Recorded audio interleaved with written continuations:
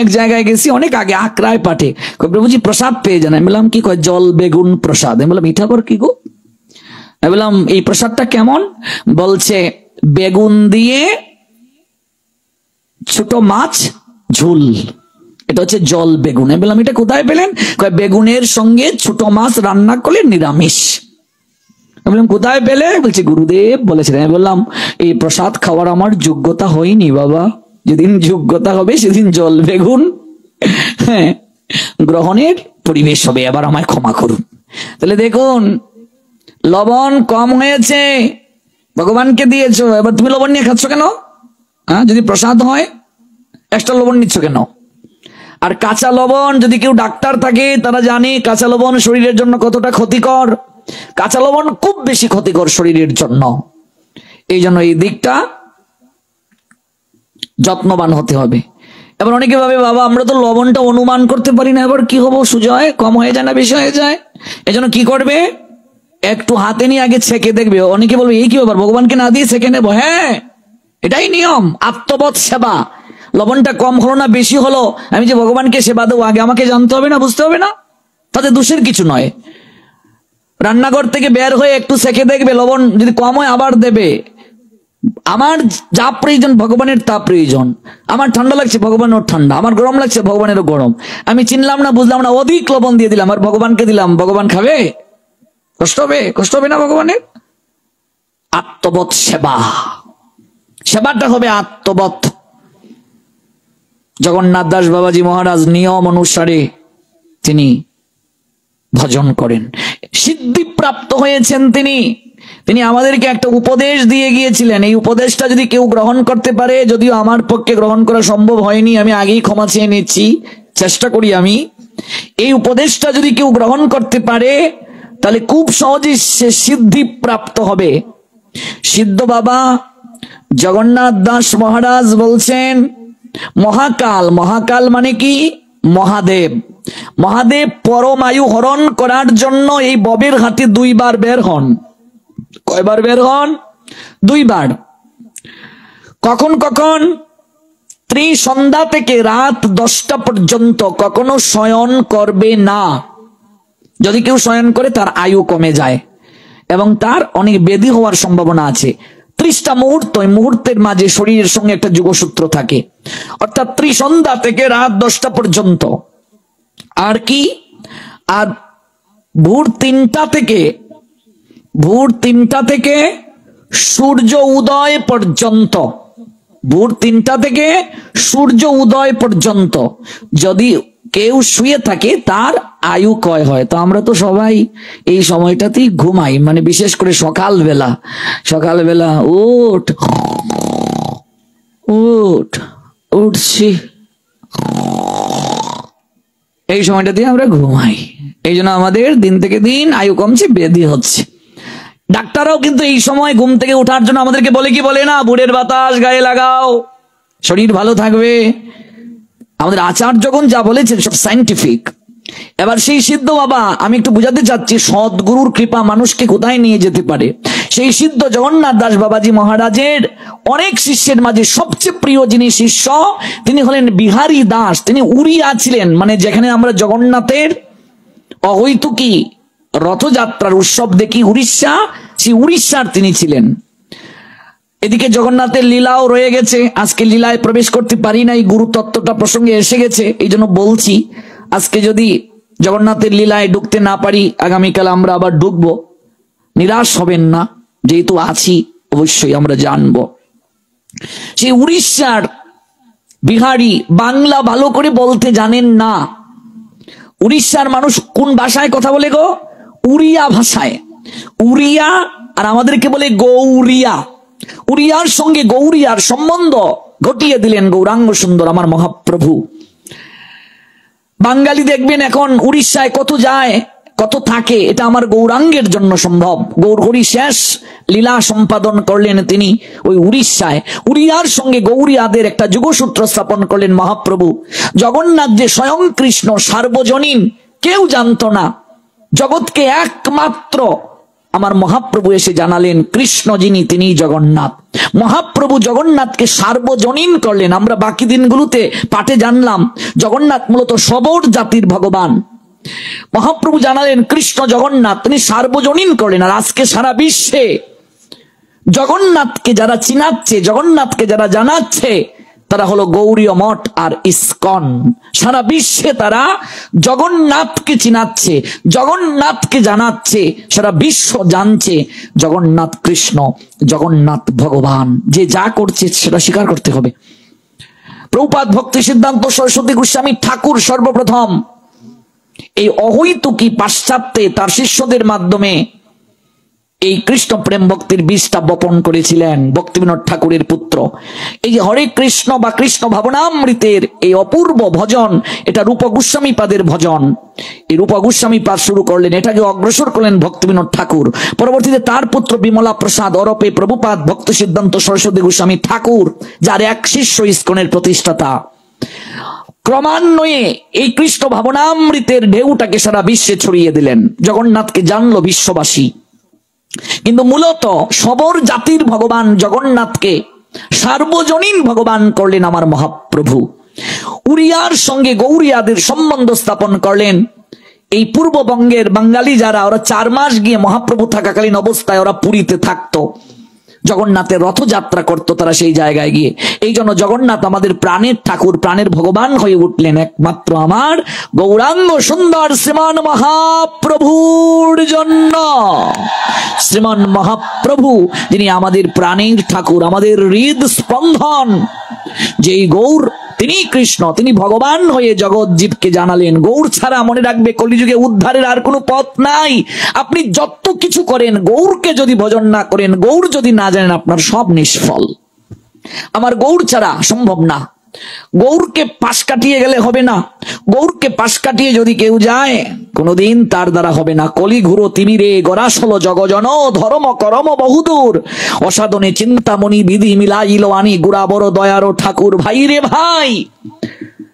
আমার গুড়া গুণ কহন না যায়,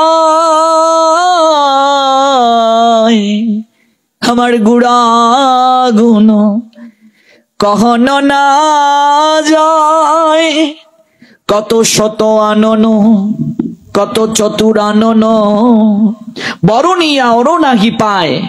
ও ভাই, চারিবেদ সরদর্শন যদি করে অধ্যয়ন, সে যদি আমার গৌরাঙ্গ নাহি ভজে, বৃথা তার অধ্যয়ন, লুচন বিহীন জন, দর্পণে অন্ধে কিবা কাজে। বেদ বিদ্যা দুই কিছুই না জানো তো, সে যদি গৌরাঙ্গ জানে সার, নয়নানন্দ ভনে সেই তো সকলই জানে, সর্বসিদ্ধি কর তলে তা। সেই গৌর সার্বজনীন করলেন, জানালেন। 2 ভাই হৃদয়ের খালি অন্ধকার, 2 ভাগবত শুনে কোরআন সাক্ষাৎকার। উড়িয়ার জগন্নাথ গৌরিয়াদের প্রাণের ঠাকুর হলেন। সেই উড়িষ্যার একজন অন্যতম ভক্ত, যার নাম বিহারী দাস। সেই বিহারী এক সময় গুরুদেবের সেবায় এতটা নিজেকে অর্পণ করলেন, সিদ্ধ জগন্নাথ দাস বাবার যখন বয়স হয়ে গেছে, তখন টুকরির মাঝে, টুকরির মাঝে, টুকরি মানে বুঝেন তো, আমাদের অঞ্চলে আগুল বলে, মধুকণ্ঠ তোমরা কি বলো? খাসা। খাসা তো আমরা চিনি, খাসার মাঝে গাছ নেই, কিন্তু বেত দিয়ে যেগুলো বানায়, ধান নিয়ে যায় বৈশাখে, কি বলে? ফাতি, পাইলা। আমরা কই আগুল, আমরা কই উড়া, দূষণ, উড়াও কও। আচ্ছা, একটু একটু একটু মিল আছে। তাই উড়া, এই পাতির মাঝে, উড়ার মাঝে, আগুলের মাঝে, একটা টুকরির মাঝে গুরুদেবকে বসিয়ে মাথায় করে মাইলের পর মাইল হেঁটে যেতেন। গুরু নিষ্ঠা সেবা দেখো কাকে বলে। আয় বিহারি, এই নিয়ে আয়, এই বিহারি সেই নিয়ে আয়। বিহারি যেন তার প্রাণ। এত সেবা করেন গুরুদেবের। একবার পীড়িত অসুস্থ হয়ে গেলেন বিহারি। বৈদ্য আসলো, কবিরাজ আসলো, ডাক্তার এলো, সবাই নারী পরীক্ষা করলো। আশা ছেড়ে দিল, বিহারী হয়তো আর বাঁচবে না। জগন্নাথ দাস বাবাজি মহারাজ জপমালা হাতে নিয়ে তখন বিহারীর মাথার পাশে বসলেন আর সবাইকে বললেন, তোমরা তো অনেক চেষ্টা করেছো, এবার বাকিটা চেষ্টা আমায় করতে দাও। আমি কি জীবনে কোনো সাধন করিনি? আমি কি জীবনে কোনো ভজন করিনি? এই আমি জপমালা নিয়ে বসলাম, দেখি যমদূতের কতটা শক্তি আছে আমার কাছে আমার বিহারীকে কেড়ে নেয়ার, আমার শিষ্যকে কেড়ে নেওয়ার কতটা শক্তি আছে আমি আজ দেখে নেব। হরিনাম করছেন আর নয়নের জলে ভাসছেন, উঠ বিহারী, উঠ বিহারী, আর কত ঘুমাবে? তুই আমায় ছেড়ে যেতে পারিস না বিহারী। ওরে, তুই যদি আমায় ছেড়ে চলে যাস তাহলে আমার গৌর সুন্দরের জন্য কে রান্না করবে রে? ওরে, তোর হাতে ভোজন না হলে আমার যে গৌরাঙ্গের স্ফূর্তি হয় না রে, ওঠ না। নয়নের জলে গুরুদেব কান্না করছেন, শিষ্যের মস্তক পাশে বসে জপমালায় জপ করে টপ টপ করে নয়নের জল পতিত হচ্ছে। একদিন নয়, দুদিন নয়, 3 দিন নয়, 22 দিন কেটে গেল গো। সেরকম যোগ্যতা আছে গুরুদেবের। 22 দিন কেটে গেল। বিহারী চোখ মেলে তাকালো, বাবা আমি কোথায়? ঘটনাটা নবদ্বীপে ঘটেছে। যদি কোনোদিন নবদ্বীপে যান, দর্শন করবেন সিদ্ধ বাবার ভজন কুটির, পুরাতন ভজন কুটির। দর্শন করেছেন কিনা আমি জানি না। সিদ্ধ জগন্নাথ দাস বাবাজি মহারাজের সমাধি মন্দির আছে, ভজন কুটির আছে নবদ্বীপে, দর্শন করবেন যারা করেননি। আর যারা করেছেন আজকে এই লীলা থেকে নিজেকে নিশ্চয়ই সৌভাগ্যবান সৌভাগ্যবতী মনে করছেন, এবং এই লীলার সঙ্গে সঙ্গে আপনাদের চোখের মাঝে হয়তো ভেসে উঠবে যারা দর্শন করেছেন। বকুল, সিদ্ধ বকুল, যেখানে আমরা উড়িষ্যায় বিশেষ করে জগন্নাথ ধামে হরিদাস ঠাকুরের শ্রীপাঠে আমরা সিদ্ধ বকুলতলা দর্শন করেছি না? আর সিদ্ধ জগন্নাথ দাস বাবাজি মহারাজ যে গাছটার নিচে হরিনাম করতেন সেটা হচ্ছে খেলি কদম্ব বৃক্ষ নবদ্বীপে। ওই বৃক্ষের নিচে হরিনাম করতেন। শিষ্যের মাথার পাশে বসে 22টা দিন কাঁদলেন হরিনাম করে করে। 22 দিন পর ডাক্তার বলেছে আশা নাই, সব বলছে আশা নাই। 22 দিন পর বিহারী চোখটা মেলে তাকালো, বাবা আমি কোথায়? কি হয়েছে আমার? কিছু হয়নি তোর। উঠ বিহারী, স্নান করে আয়, রসুই গড়ে গিয়ে রান্না বসা। ওরে, 22 দিন আমার মহাপ্রভু না খেয়ে আছে রে, আমি জল গ্রহণ করিনি। কেঁদে কেঁদে ভগবানের নিকটে তোর জন্য আমি প্রার্থনা নিবেদন করেছি, তুই যদি আমার আগে চলে যাস আমায় কে দেখবে রে? গুরুদেব বলছেন আমায় কে দেখবে? আমার মহাপ্রভুর কি সেবা করবে? উঠ উঠ উঠ। আমি কেঁদে কেঁদে নয়নের জলে আমার সাধন ভজন অর্পণ করেছি তোর জন্য। মনে রাখবে, পিতা কেবল জন্ম দান করেন, পিতার বীর্যে মায়ের রজে সন্তানের জন্ম হয়। সন্তানের দ্বিতীয় জন্ম হয় যখন সে সদ্গুরুর কাছ থেকে দীক্ষা গ্রহণ করে। পিতামাতার সঙ্গে এই জীবন পর্যন্ত সম্বন্ধ, মৃত্যুর পরে আর তাদের সঙ্গে সম্বন্ধ থাকে না, কিন্তু সদ্গুরুদেবের সঙ্গে সম্বন্ধ, সদ্গুরুদেবের আশ্রিত দীক্ষিত গুরু ভ্রাতা ভগিনীদের সঙ্গে শুধু এই জন্ম পর্যন্ত সম্পর্ক নয়, বৈকুণ্ঠ ধামেও তাদের সঙ্গে আবার পুনরায় মিলন হয়। ভগবানের সেবায় তাদের অধিকার প্রাপ্তি হয়। এই জন্য আমার গুরুদেব বলেন, গুরু ভ্রাতা ভগিনীর মাঝে যেন সম্বন্ধটা হিংসাত্মক না থাকে। গুরু ভ্রাতা ভগিনীকে সবচেয়ে বেশি ভালোবাসবে, কাউকে ছোট করে দেখবে না, এবং প্রত্যেক গুরুর শিষ্য শিষ্যাকে নিজের গুরু ভ্রাতা ভগিনীর মতো দেখতে হবে, হিংসা করা যাবে না। উঠ, রান্না কর।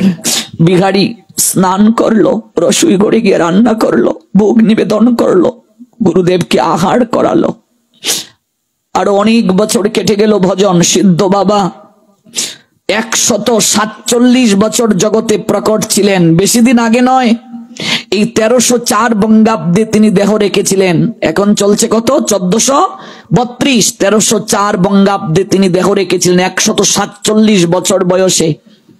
দেহ রাখার 4-5 দিন আগে প্রিয় শিষ্য বিহারীকে ডেকে বলছেন, বিহারী, ও বিহারী, তুই সারা জীবন আমার কত সেবা করলে, আমি তো তোকে কিচ্ছু দিতে পারিনি, তুই আমার কাছে কি চাস? মনে রাখবে, সেবার দ্বারা সকল কিছু জীবনে প্রাপ্তি সম্ভব। সেবা গুণটা যার মাঝে আছে, জীবনে তার কিচ্ছু বাকি থাকে না রে মা। তুই আমার কাছে কি চাস? উড়ি আর বিহারী করজোড়ে বলছে, বাবা আমি তো কিছু চাইনি। সংসার ছেড়ে, পিতামাতা ছেড়ে, সকল কিছু ত্যাগ করিয়ে তুমি আমায় আনলে, আমায় কৃষ্ণ ভজন দিলে, জীবনের উদ্দেশ্য কি জানালে, বুঝালে। আমার জীবনে আর কি প্রাপ্তির বাকি থাকতে পারে? তুমি যদি আমায় আশ্রয় না দিতে, জীবনের উদ্দেশ্য কি না জানাতে, আমি কত পাপ কার্য করতাম, আমার জীবনটা হেলায় নষ্ট হয়ে যেত। চক্ষু দান দিল যে, জন্মে জন্মে প্রভু সে দিব্য জ্ঞান হৃদয়ে প্রকাশিত। তুমি আমার চিত্তে যে জ্ঞানের প্রদীপ প্রজ্বলিত করে দিলে, এই ঋণ তো এক জন্মে নয়, কোটি কোটি জন্মে এই ঋণ আমি শোধ করতে পারবো না বাবা। এ তো আমার দায়িত্ব ছিল, তোমার সেবা, কর্তব্য তোমার সেবা করা। শিষ্য তো সন্তানই হয়, শেষ বয়সে গুরুদেবের সন্তানের মতো শিষ্য সেবা করবে। আমি কিছু চাই না বাবা। সিদ্ধ বাবা বলছেন, বিহারী তোকে 4-5 গাড়ি আমি টাকা দিয়ে যাই। বিহারী মনে মনে ভাবছেন, যার ছেঁড়া একটা কম্বল আর জল খাওয়ার একটা লুটা, সে আমায় 4-5 গাড়ি টাকা দিয়ে যাবে, মনে মনে ভাবছেন। সিদ্ধ বাবা অন্তর্যামী, তিনি বলছেন, কি ভাবছিস রে? তোকে আমি 4-5 গাড়ি টাকা কোথা থেকে দেব? আমার একটা ছেঁড়া কম্বল গা দিয়ে আমি, আর একটা লোটা যা দিয়ে আমি জল গ্রহণ করি, আমি টাকা কোথায় পাবো? ওরে, 4-5 দিন পরই মহাপ্রভু আমায় নিতে আসবে, আমি আর বেশি দিন থাকবো না রে। আমি যদি মহাপ্রভুর কাছে তোর কথা বলি, 4-5 গাড়ির ব্যবস্থা তিনি করে দেবেন। বিহারী লুটিয়ে পড়লো, গুরুদেবের দুটো চরণ জড়িয়ে ধরে কেঁদে কেঁদে বলছে, বাবা তুমি আমায় জমের দুয়ার থেকে 22 দিন কেঁদে কেঁদে কৃষ্ণ নাম করে তুমি আমায় দ্বিতীয়বার জন্ম দিয়েছিলে। তুমি না বলেছিলে আমি ছাড়া গৌরাঙ্গের ভুজন স্ফূর্তি হয় না? তুমি না বলেছিলে আমাকে ছাড়া তুমি থাকবে কি করে? তাহলে আমায় তুমি একা করে, এতিম করে তুমি চলে যাবে, আমি কি করে থাকবো বাবা? আমি কিচ্ছু চাই না। ওরে, আমার যে দায়িত্ব শেষ রে, আর কতকালই দেহ ধারণ করব।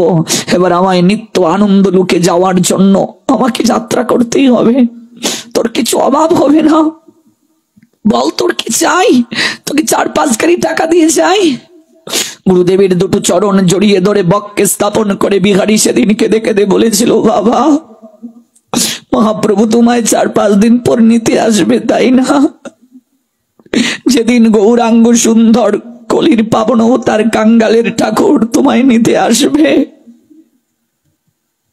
তুমি সেদিন তাকে একটা কথা বলিও, এক ভিখারি পিছনে দাঁড়িয়ে আছে, আমার যেদিন দেখো পিঞ্জিরা থেকে প্রাণ পাখিটা গিয়ে ভব নদীর ঘাটে দাঁড়াবে, যেদিন আমার আর কেউ থাকবে না, একটা অন্ধকার জগতে আমি যেদিন যাত্রা করব, তোমার গৌরাঙ্গ সুন্দর সেদিন যেন নিজের হাতে একটা বইটা নিয়ে চরণ তরি নিয়ে আমায় আসে ভবের ঘাটে তুলে নিয়ে নিত্য শাশ্বত আনন্দ ধামে নিয়ে যাওয়ার জন্য।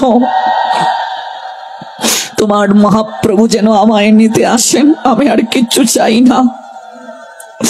তাই হলো 9 বছর নবদ্বীপে সিদ্ধ বাবা দেহ রাখার পর সমাধি মন্দিরে ভজন করে তিনি বৃন্দাবনে চলে গিয়েছিলেন। বিহারী তার সেই কৃপা হয়েছিল, সিদ্ধ বাবা দেহ রাখার পর নবদ্বীপের যে খেলি কদম্ব বৃক্ষটা আছে, ওই যে বৃক্ষের নিচে বসে তিনি হরিনাম করতেন।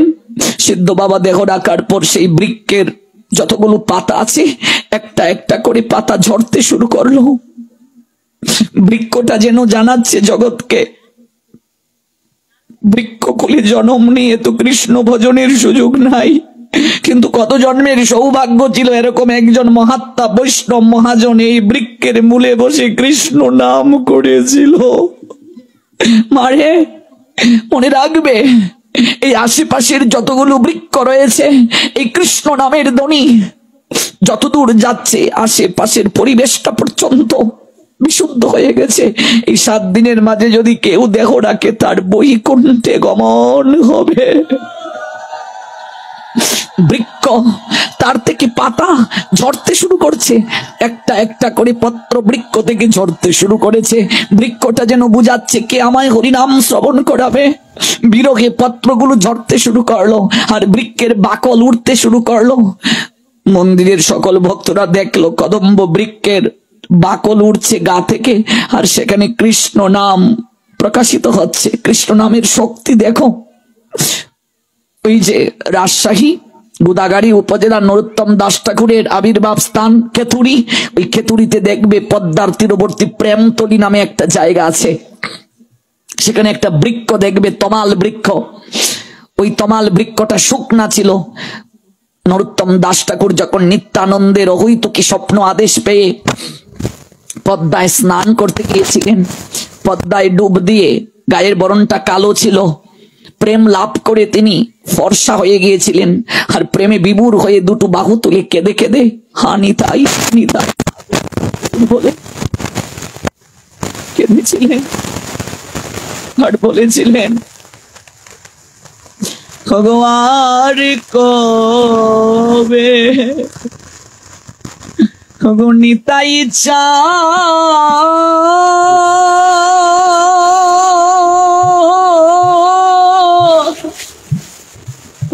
আমায় করুণা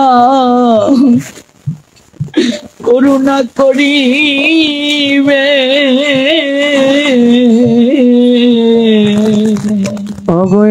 অবয়ার কবে বলছেন আর কবে নিত্যানন্দ প্রভু আমায় করুণা করবেন, আমায় নিতাই চা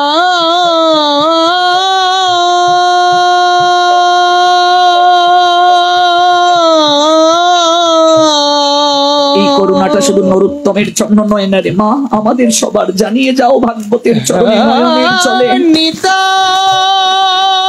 জীবন ধন্য হয়ে যাবে, ধন্য হয়ে যাবে জীবন।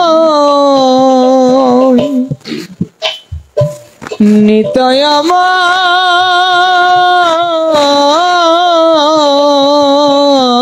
কেঁদে কেঁদে নরোত্তম দুটো বাহু তুলে বলছেন, আর কবে নিতাই চাঁদ আমায় করুণা করিবে, আর কবে নিতাই চাঁদ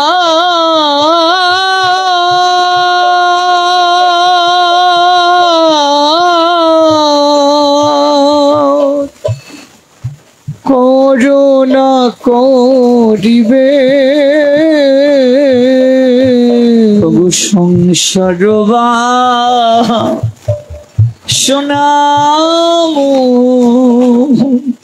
আমার কবে তুচ্ছ হবে, অগো সংসার শোনা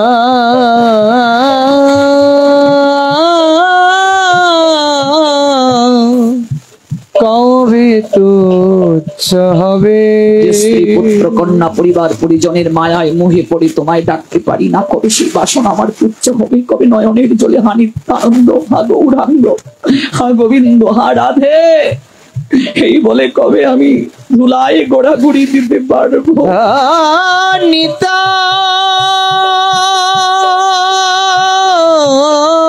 দুটো বাহু তুলে নিত্যানন্দের প্রতি অহৈতুকী কৃতজ্ঞতা জ্ঞাপন করে হানিতাই হা গৌর বলে কাঁদতে কাঁদতে প্রেমে বিভোর হয়ে যারা গিয়েছেন প্রেমতলিতে তারা জানেন ওই পদ্মার তীরে যে বৃক্ষটা ছিল শুকনা, অর্থ শুকনা বৃক্ষ, ওই তমাল বৃক্ষটাকে গিয়ে প্রেম আলিঙ্গন দিলেন। কেন? সাধু সঙ্গে এসে সাধুর সঙ্গে কুলাকুলি করতে হয়, আলিঙ্গন করতে হয়। দেখো কি মহিমা।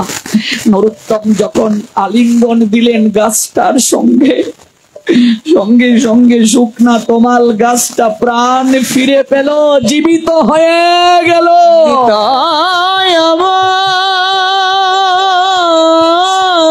আজও দেখবেন আপনারা যারা খেতুরি দামে যান, পদ্মায় স্নান করে ওই গাছটার সঙ্গে আপনারা নিশ্চয় আলিঙ্গন দিয়ে এসেছেন যারা গিয়েছেন প্রেমতলিতে। কারণ সাধুর দর্শনে যায় মনের ময়লা, পরশে হয় প্রেম তরঙ্গ। সাধুর অঙ্গ পরশে প্রেম লাভ হয়, ভক্তি লাভ হয়। সংসার বাসনা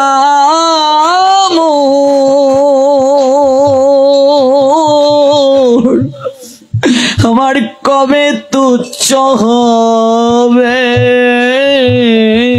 অগো সংসার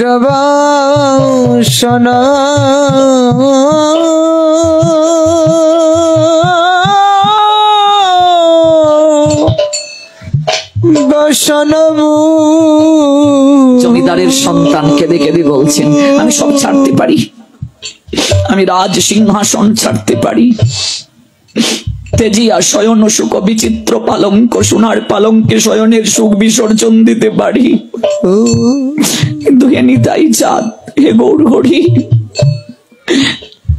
আমি সব সইতে পারবো, কিন্তু তুমি আমার বদন থেকে কৃষ্ণ নাম কেড়ে নিও না, আমার বদন থেকে গৌর নাম নিতাই নাম কেড়ে নিও না। আমি সব সইতে পারবো, কিন্তু আমার বদন থেকে তুমি এই নাম কেড়ে নিও না। আমি যেন নয়নের জলে নিতাই নিতাই দয়াল নিতাই নিতাই নিতাই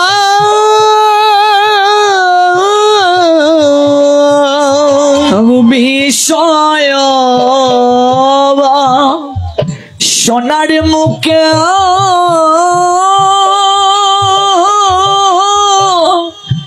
তুলে দিয়াছা বিষয় সোনার মুখে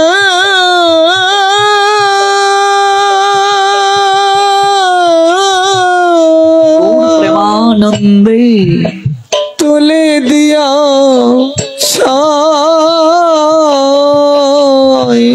নগরে মা মাগিয়া খাইব, আমি গাইব নিতা নগর গিয়া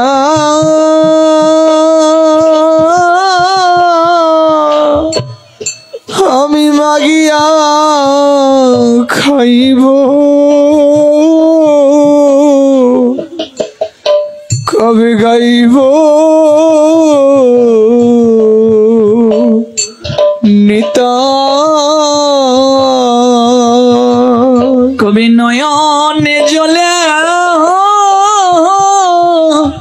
আমি ভাসিব গো, কবে নয়ন জলে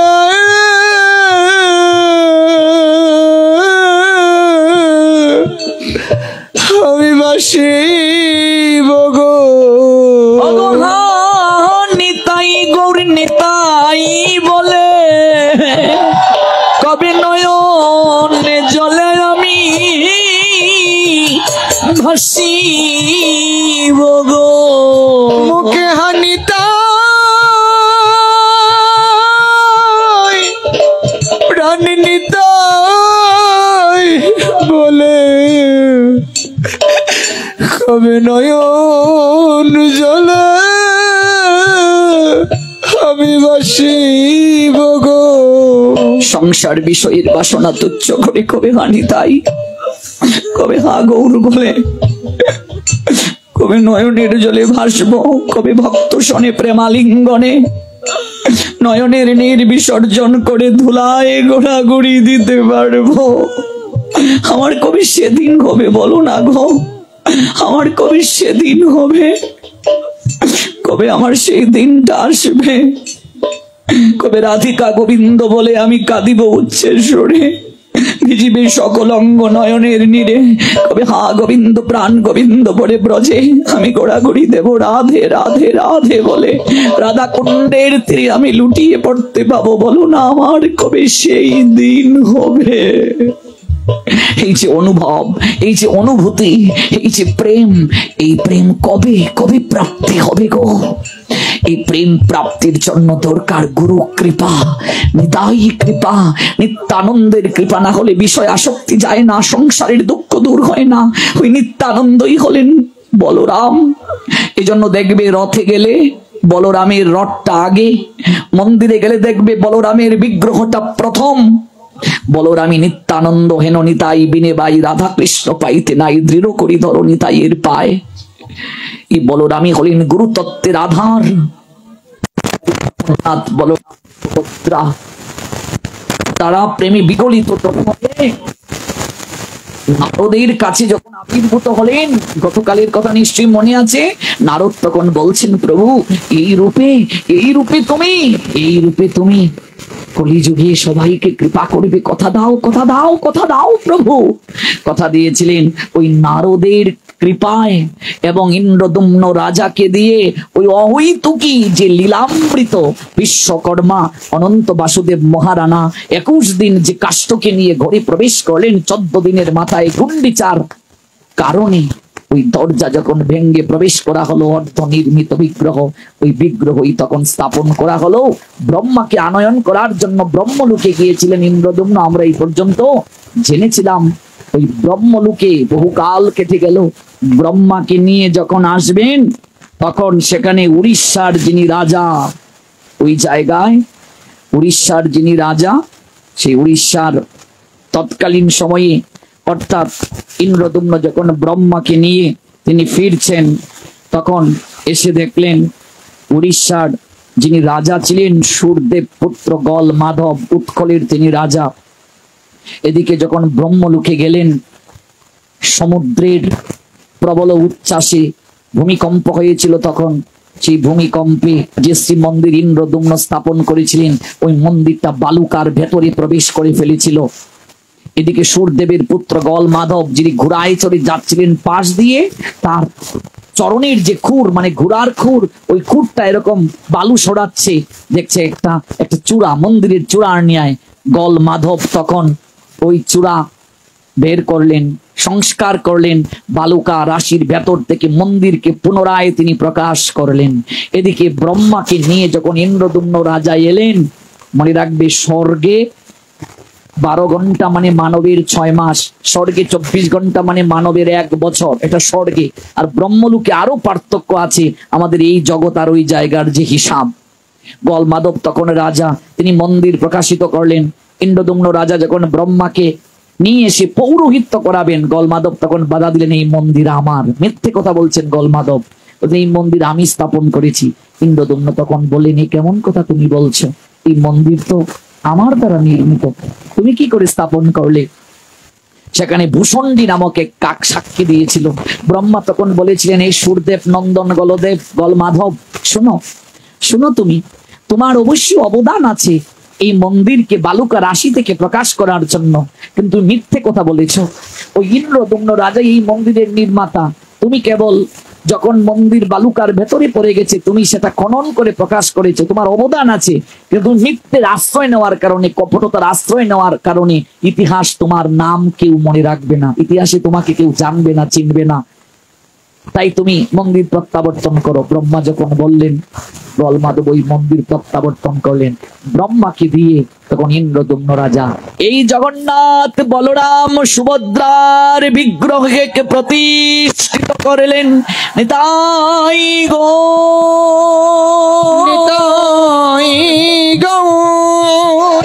সীতানাথ প্রেমানন্দ হরি হরি বল। দুটো প্রশ্ন এসেছে। নমস্কার। হ্যাঁ নমস্কার। একজন বিধবা মাতা 1 বছর পর্যন্ত কি সংযম করা তার দরকার আছে? একজনের স্ত্রী পরলোকগত, স্বামীর 1 বছর পর্যন্ত কি সংযম করা দরকার? ধীরেন্দ্র চন্দ্র বর্মন যিনি প্রশ্ন করেছেন, আগামীকাল আমরা এই প্রশ্নের উত্তর জানবো। আজকে আমরা যেখানে শেষ করছি, আগামীকাল ওই জায়গা থেকে আমরা আবার জগন্নাথের অহৈতুকী লীলা, অহৈতুকী তত্ত্ব আমরা শ্রবণ করব। আপনারা কৃপা করি সবাই জগন্নাথের মহিমা কীর্তন আস্বাদন করুন। আর ভক্তের দক্ষিণা ভক্তরে আপনাদের কাছে যা যাচ্ছে সেখানে আপনারা দিতে পারবেন। যাদের কণ্ঠে তুলসীর মালা দরকার, জপমালা দরকার বলেছেন আমাদের ভক্তদের কাছ থেকে সংগ্রহ করতে পারবেন। সবার মঙ্গল হোক, অহৈতুকী তত্ত্ব লাভ হোক।